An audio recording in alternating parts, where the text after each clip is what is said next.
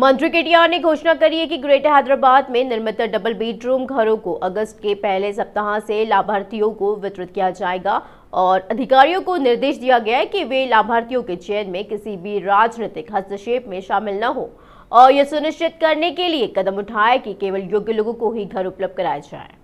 उन्होंने जीएचएमसी अधिकारियों और ग्रेटर क्षेत्र के कलेक्टरों के साथ घरों के वितरण पर समीक्षा की। अगस्त के पहले सप्ताह से अक्टूबर के तीसरे सप्ताह तक 65,000 से अधिक पूर्ण हो चुके मकान गरीबों को वितरित किए जाएंगे। निर्माण के अंतिम चरण में आवासों को समय समय पर लाभुकों को सौंपने का आदेश दिया गया। उन्होंने कहा कि ग्रेटर हैदराबाद क्षेत्र में 1 लाख घर बनाने का लक्ष्य है और 70,000 घरों का निर्माण पूरा हो चुका है। लाभार्थियों के चयन में राजस्व अधिकारियों के साथ काम करने की सलाह दी जाती है।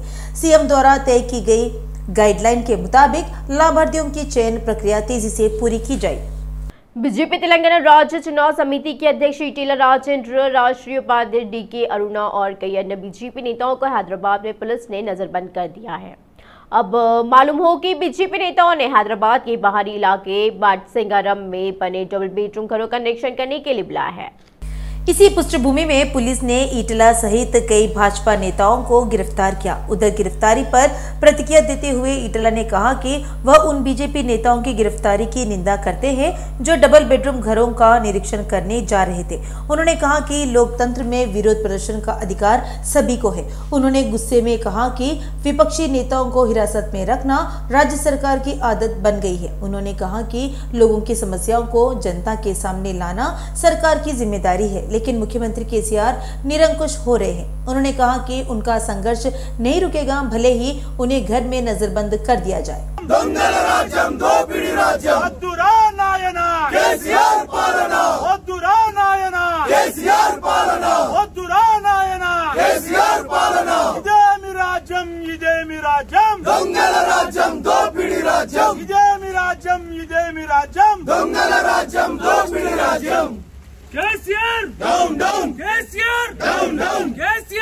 बीजेपी प्रदेश अध्यक्ष किशन रेड्डी के आह्वान पर मीरपेट पुलिस ने चलो बाटसिंगारम के तहत माहेश्वर निर्वाचन क्षेत्र के बीजेपी नेताओं और कार्यकर्ताओं को गिरफ्तार कर लिया है। महेश्वरम निर्वाचन क्षेत्र के मंडल भाजपा प्रभारी श्री रामुलु यादव को मीरपेट पुलिस ने सुबह सुबह नादरगुल गांव में उनके आवास से गिरफ्तार कर लिया। अंडाला श्री रामुलु यादव ने आरोप लगाया कि न केवल बाटासिंगारम बल्कि महेश्वरम निर्वाचन क्षेत्र में भी डबल बेडरूम कमरे अधूरे हैं। उन्होंने कहा कि सीएम केसीआर राज्य में गरीबों को बहला फुसलाकर समय बर्बाद कर रहे हैं। उन्होंने कहा कि बीजेपी प्रदेश अध्यक्ष किशन रेड्डी के आह्वान का पालन करने के बजाय सीएम केसीआर की अवैध हिरासत और गिरफ्तारी अक्षम शासन का प्रमाण है। मन महेश्वरंलो मंकालो कट्टिर महेश्वरंलो कट्टिर ఈ ఇండ్లు ఎందుకు వంచలేదు మంత్రి గారు చెప్పాలి। ఈ ఇండ్లు ఎందుకు వంచలేదు శాతగారి మంత్రి గారు చెప్పాలి। హైదరాబాద్లో 1,00,000 ఇండ్లు కడుతున్న కేసీఆర్ గారు ఎన్ని ఇండ్లు కట్టారో చెప్పాలి। 8 ఏళ్ళు గడిచినా ఇప్పటివరకు మీరు కట్టిన ఇండ్లేని ఆ కట్టిన ఇండ్లు ఎందుకు ఇస్తలేరు? మేము గతంలో కూడా పోయినాం, తుక్కుడులో ఉంటే తుక్కుడులో పోయి సందర్శించాం। डबल बेडरूम का निरीक्षण करने के लिए बीजेपी द्वारा आयोजित चलो बाटसिंगारम कार्यक्रम में जाने से बीजेपी नेताओं को पुलिस ने रोक दिया और किसी भी नेता को बाटसिंगारम जाने से रोकने के लिए पहले ही नजरबंद कर दिया गया था। इसके तहत पुलिस ने सैदाबाद की पार्षद कोताकापु अरुणा रविंदर रेड्डी, आईएएस सदन की पार्षद जंगम श्वेता, मुशरमबाग की पार्षद बोक्का भाग्यलक्ष्मी को घर में नजरबंद कर दिया है। भाजपा पार्षद ने सरकार द्वारा उन्हें बाटासिंगारम जाने से रोकने पर गुस्सा जताया। पूर्व मेयर बीजेपी प्रदेश नेता बंडा कार्तिक चंद्र रेड्डी को उस्मानिया यूनिवर्सिटी पुलिस ने गिरफ्तार कर लिया है। भाजपा प्रदेश अध्यक्ष केंद्रीय मंत्री किशन रेड्डी के आह्वान पर बाटसिंगारम में रुके हुए डबल बेडरूम घरों का निरीक्षण करने जा रहे नेताओं को पुलिस ने रोक दिया है। पुलिस ने कार्तिका रेड्डी को यह कहते हुए गिरफ्तार कर लिया कि उनके वहां जाने की कोई अनुमति नहीं है और शांति और सुरक्षा में खलल न डालें। इस अवसर पर बोलते हुए कार्तिका रेड्डी ने भाजपा नेताओं की अवैध गिरफ्तारी को अलोकतांत्रिक कृत्य करार दिया। उन्होंने गरीबों को मिलने वाले पक्के मकानों में देरी क्यों हो रही है, इसका पता लगाने के लिए जगह जगह भाजपा नेताओं की गिरफ्तारी की कड़ी निंदा की।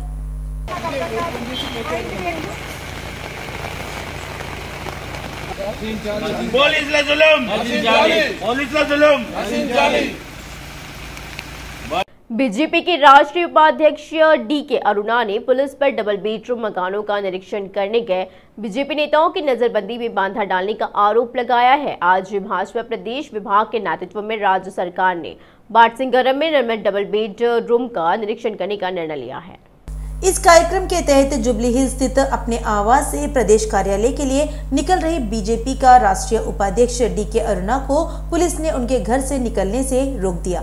इससे आहत होकर डीके अरुणा ने घोषणा की कि सिस्टम इस तरह से चल रहा है कि इस राज्य में एक तानाशाह हिटलर मौजूद है। लोग आगामी चुनावों में अपने मन की बात कहने के लिए निश्चित रूप से तैयार रहे। डीके अरुणा ने राज्य सरकार पर निशाना साधते हुए कहा कि जब भाजपा ने डबल बेडरूम के बारे में पूछा तो केटीआर को गरीबों को देने की बात याद आई। डीके अरुणा ने बताया कि जनता की ओर से लड़ते समय लोग उनके ऊपर पुलिस बल को देख रहे हैं। डीके अरुणा ने कहा कि अगर आने वाले दिनों में बीआरएस नेता वोट के लिए गांवों में लौटेंगे तो उन पर पथराव किया जाएगा। मुसारामबाग मंडल में बोक्का मधुसूदन रेड्डी के नेतृत्व में तेलंगाना प्रदेश भाजपा अध्यक्ष किशन रेड्डी की अवैध गिरफ्तारी के विरोध में उन्होंने ये कहा है कि बाटसिंगरम में डबल बेडरूम का निरीक्षण करने जा रहे भाजपा अध्यक्ष किशन रेड्डी को रोकना अनैतिक है। मुशर्रफबाग मंडल भाजपा नेताओं और कार्यकर्ताओं ने गिरफ्तार भाजपा नेताओं को तत्काल रिहा करने की मांग की। इस रास्ता रोको में नगर सेवक बोक्का भाग्यलक्ष्मी मधुसूदन रेड्डी के साथ प्रभाग के नेताओं और कार्यकर्ताओं ने भाग लिया।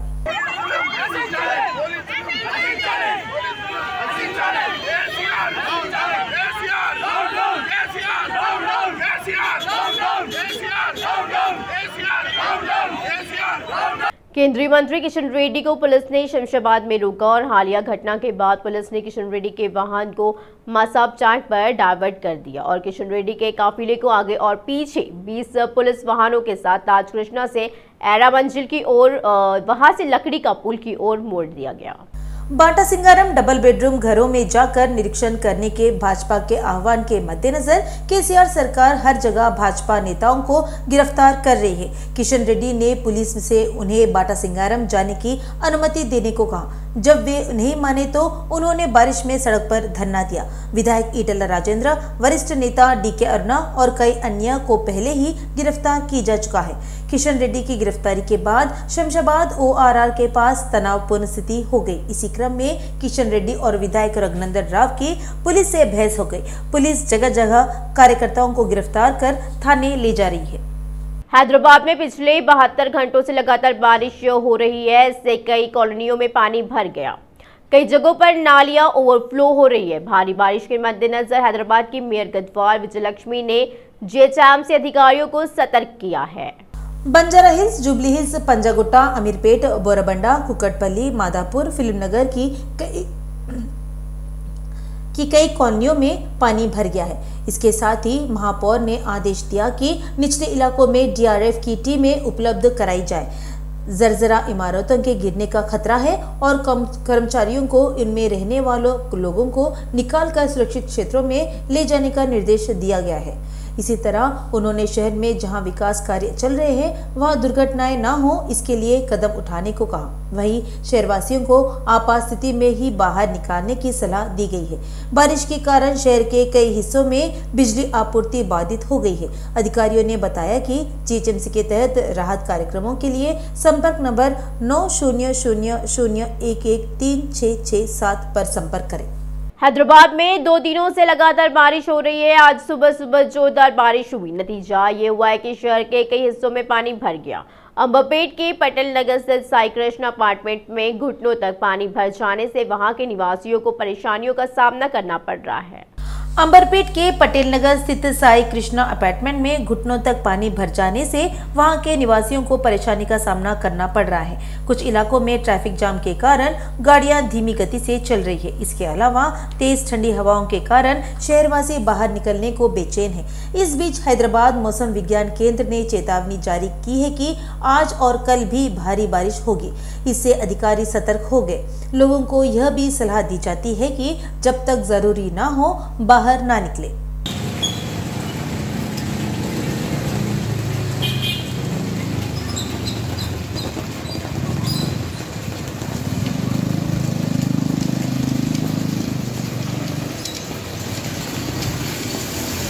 पिछले 2 दिनों से हो रही बारिश के कारण हैदराबाद के कुकटपल्ली में केवीएचबी की सड़कों पर पानी भर गया। यातायात बाधित होने से लोगों को दिक्कतों का सामना करना पड़ रहा है। यस राजू नगर में एक सड़क पर तेज हवाओं के कारण पेड़ की शाखाएं टूट गई और वाहनों का यातायात रोक दिया गया। इसके अलावा स्थानीय बिजली लाइन कटने से कॉलोनी में बिजली गुल हो गई। सुबह हुई बारिश के कारण कुकटपल्ली से वाई जंक्शन रोड पर सीवेज ड्रेनेज ओवरफ्लो हो गया। इससे कुछ देर के लिए यातायात बाधित हो गया और लोगों को भारी परेशानी का सामना करना पड़ा।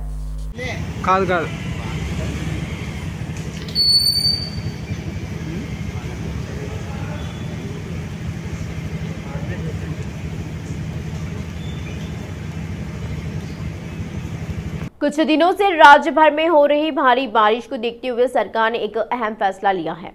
शिक्षा मंत्री सविता इंद्रा रेड्डी ने कहा है कि राज्य के सभी शैक्षणिक संस्थानों में 2 दिनों के लिए छुट्टी घोषित करी गई है।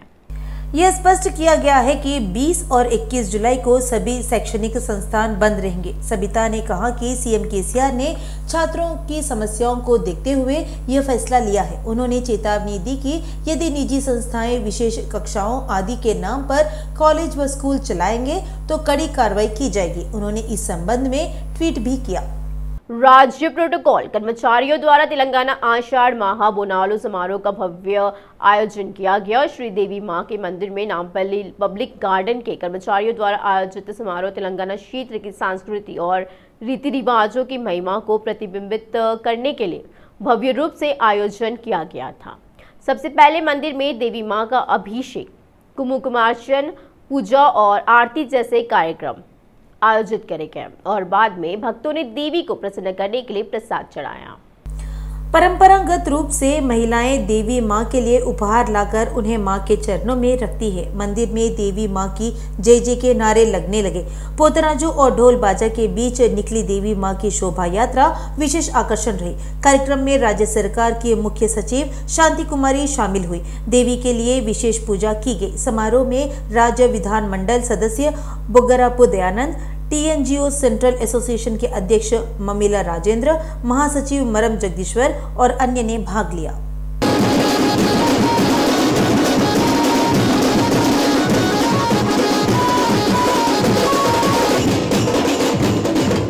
रंगारेड्डी जिले के माइलाड देवपल्ली पुलिस स्टेशन के अंतर्गत TNGO कॉलोनी में एक अत्याचार हुआ है। महिपाल महेश राज और नरेश ने वेंकटेश के घर पर हमला कर दिया। उन्होंने जेसीपी की मदद से घर को तोड़ने की कोशिश की। इस हमले को वेंकटेश दंपति ने रोका। कुछ महिलाओं के साथ 3 लोगों ने मिलकर हमला किया। महिपाल ने पत्थर से घर के ताले तोड़ दिए। वेंकटेश की पत्नी पर हमला किया। पीड़ितों की सूचना के आधार पर पुलिस मौके पर पहुंची और हमलावरों को गिरफ्तार कर लिया।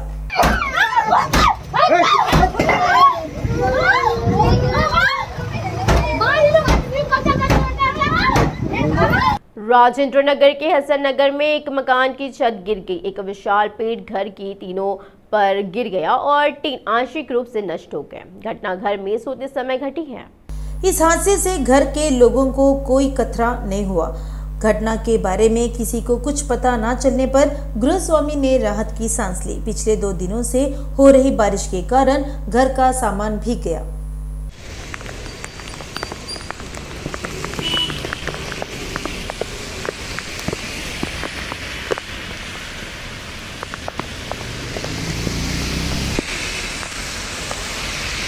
भारी बारिश के कारण भद्राचलम में गोदावरी का प्रकोप बढ़ गया है। ऊपर से हो रही बारिश के कारण भारी बाढ़ आ रही है। श्री सीतारामचंद्र स्वामी का अन्नदान सन्नम बारिश के पानी से भर गया है।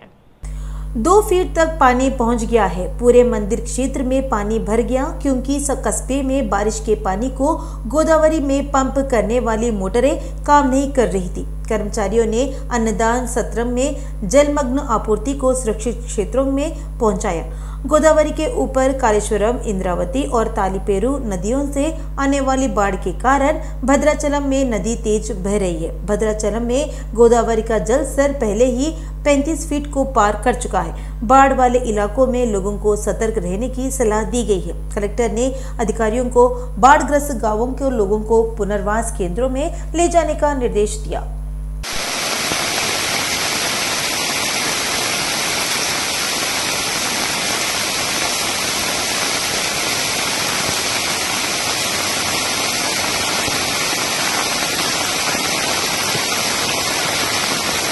टमाटर के दाम आम आदमी के लिए बोझ बन गए हैं। तेलुगु राज्य में टमाटर की कीमत 100 रुपए से भी ज्यादा है। अन्य राज्यों में यह 250 रुपए तक पहुंच गया है। एपी में सरकार ने किसानों के बाजारों में मध्यम से रियायती कीमतों पर टमाटर उपलब्ध कराया है। इसी समय केंद्र मैदान में उतर गया और देश के कई हिस्सों में विशेष काउंटरों के माध्यम से रियायती कीमतों पर टमाटर की बिक्री आज से शुरू हो रही है। 70 रुपए में बिकेगा 1 किलो टमाटर। तेलंगाना और आंध्र प्रदेश में जरूरी चीजों के साथ बड़ी सब्जियों की कीमतें आम आदमी के लिए बोझ बन गई है। यूपी में राज्य भर के किसानों के बाजारों में रियायती कीमतों पर टमाटर की बिक्री जारी है। टमाटर 50 रुपए प्रति किलो बिक रहे हैं। लोग सब्सिडी वाले टमाटर बिक्री केंद्रों पर कतार में लगे हैं। केंद्र सरकार की संस्था NAFED ने खुद दिल्ली, नोएडा और लखनऊ समेत देश के कई शहरों में 80 रुपए प्रति किलो टमाटर बेचना शुरू कर दिया है। कंपनी ने घोषणा की है कि वह 20 जुलाई से 70 रुपए प्रति किलो टमाटर बेचेगी। केंद्र सरकार का उपभोक्ता मामले विभाग कम कीमत पर टमाटर बेचने के लिए कर्नाटका, महाराष्ट्र और आंध्र प्रदेश राज्यों से टमाटर खरीदेगा। तेलंगाना में सरकारी स्कूलों में शुरू की गई अंग्रेजी माध्यम नीति सफल रही है। निजी स्कूलों में पढ़ रहे छात्र सरकारी स्कूलों की राह पकड़ ली है। नतीजा यह है कि कई स्कूलों में छात्रों को क्षमता से अधिक प्रवेश दिया जा रहा है। हैदराबाद जिले के विभिन्न स्कूलों में छात्रों की कतारें लग रही हैं।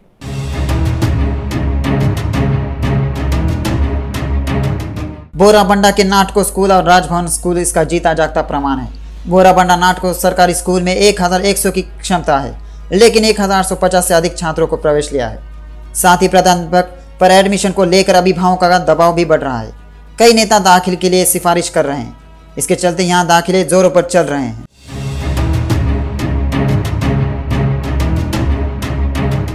बोराबंडा के नाटको सरकारी स्कूल में 6 से 10वीं कक्षा तक पूरी तरह से अंग्रेजी माध्यम में पढ़ाई होती है। स्कूल में करीब 40 शिक्षक कार्यरत है। अंग्रेजी माध्यम पृष्ठभूमि वाले DSC से सीधे चयनित शिक्षक यहाँ पढ़ाते हैं।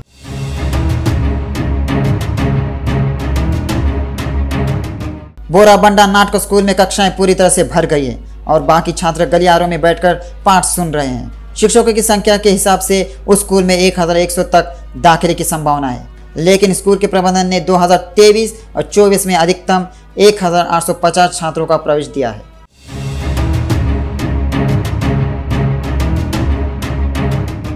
प्राध्यापक यादगिरी ने बताया कि छठी कक्षा में सबसे ज्यादा 375 लोगों को एडमिशन दिया है। स्कूल से 274 छात्रों ने 10वीं की कक्षा की परीक्षा दी और 80% से अधिक छात्र उत्तीर्ण हुए। 10वीं के नतीजों में उन्हें टॉप ग्रेड में 9.8 अंक मिले। 25 छात्र 9.0 ग्रेड और उससे ऊपर उत्तीर्णता हासिल की है।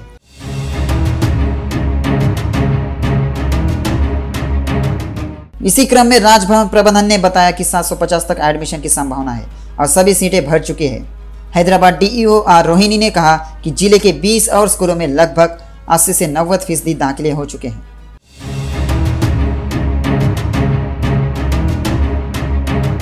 खबरें आ रही हैं कि तेलंगाना के अनेक जिलों में छात्र निजी स्कूल छोड़कर सरकारी स्कूलों में प्रवेश ले रहे हैं, जहां एडमिशन पूरे हो चुके हैं और स्कूल प्रबंधन प्रवेश देना बंद कर दिया।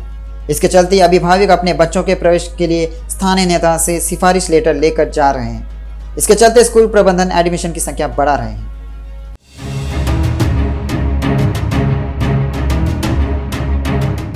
तेलंगाना में प्राइवेट गनमैन की व्यवस्था अस्त व्यस्त हो गई है। पिछले काफी समय से निजी सुरक्षा गार्ड और निजी गनमैन का मुद्दा चर्चा का विषय बना हुआ है। अब हाल ही में चिकोटी प्रवण मामला सामने आने के बाद एक बार फिर से पुलिस विभाग में निजी गनमैन की भूमिका पर गहन चर्चा होगी।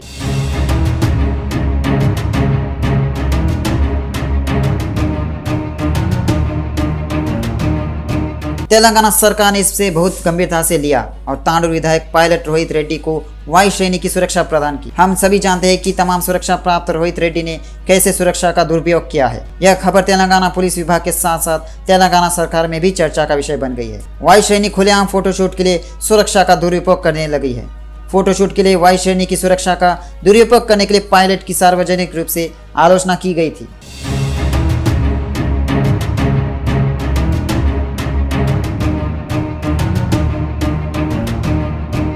रोहित रेड्डी ने जवाब देने की कोशिश की, लेकिन किसी को भी उनका जवाब प्रभावी नहीं लगा। एक तरफ जहां पायलट रोहित रेड्डी का मामला भुला दिया गया, वहीं दूसरी तरफ लाल दरवाज़ा बोनालू के पास सबसे विवादित चिकोटी प्रवीण के हंगामे ने एक बार फिर याद दिलाया कि गनमैन व्यवस्था किस तरह की स्थिति में है।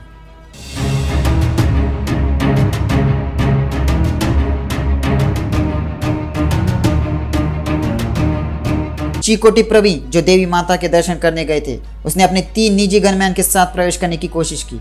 वहां तैयार हैदराबाद टास्क फोर्स पुलिस ने प्रवीण और उसके पीछे खड़े सुरक्षा गार्ड को भी रोक लिया। उस समय हैदराबाद टास्क फोर्स के अधिकारियों ने जिनके पास हथियार पाए गए तुरंत तीनों को हिरासत में ले लिया और उनकी पूछताछ की। हालांकि थोड़ी देर के लिए अफरा तफरी मच गई, लेकिन पुलिस ने गंभीरता से तीनों के पास हथियार जब्त कर दिए और उनकी जाँच की।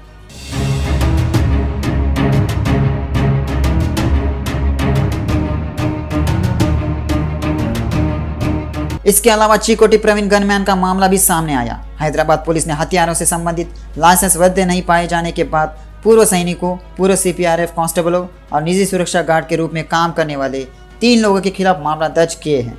हालांकि इन तीनों ने कहा कि वे उन लोगों की सुरक्षा के लिए अन्य उद्देश्यों के लिए हथियार अपने साथ लाए थे जो जनता के लिए खतरा है। पुलिस ने उनके पास मौजूद लाइसेंस के बारे में संदेह व्यक्त किया। इसका मतलब है कि उनके पास जो लाइसेंस है वे सही नहीं है, इसलिए उनके खिलाफ धोखाधड़ी और सर्जरी जॉब के तहत मामला दर्ज किए गए।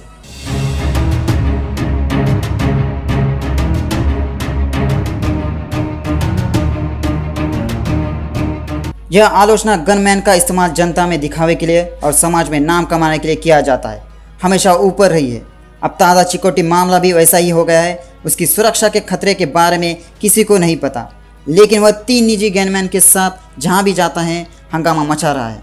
इसके साथ ही पुलिस विभाग ने प्राइवेट गनमैनों के मामलों को गंभीरता से लिया।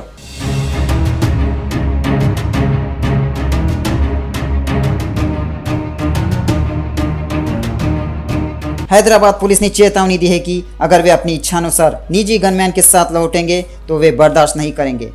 हैदराबाद ही नहीं, तेलंगाना पुलिस ने चेतावनी दी है कि जो लोग समाज में नाम कमाने के लिए गनमैन और बाउंसर पहनकर घूम रहे हैं उनके खिलाफ बेहद गंभीर कार्रवाई की जाएगी।